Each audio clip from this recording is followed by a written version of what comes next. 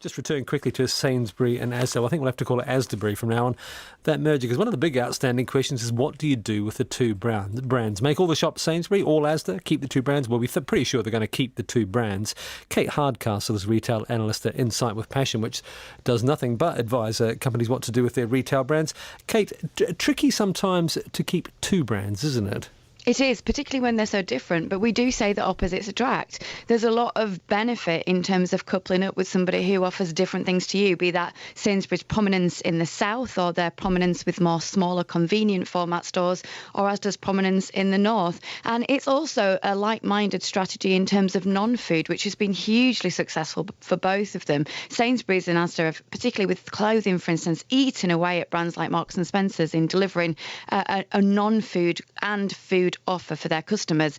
Online, though, social media has been quite heavy in terms of the complaints from customers already, in terms of the brand loyals to the Sainsbury's and the ASDA wanting no merge between. Well, one of the takeaways from the recent recession after the financial crisis was that a lot of big retailers said, I think they're probably right, that people lost their loyalty to individual supermarkets. People no longer shopped only at Sainsbury's or only at ASDA.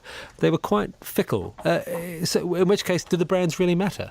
And that's really true. Lots of customers have found that fluidity has provided them with better value, and they're prepared to use very different brands to shop. And we've seen people using the extreme luxury and then the discounter brands to get the day-to-day bulk of their shop. What I think is really important is these brands have to make sure this transformation, if it does happen, has absolute ease for their customers. If they lose time in actually making the brands work together operationally, if they don't communicate and consult with their consumers, they may lose more customers than they need to when their other competition is going to be so strong. So that's so vital for customers who are that fluid. Isn't just briefly, Kate, isn't the truth that the future for all these largely bricks and mortar retailers is pretty grim at the moment? It's just a slog to stand still, really.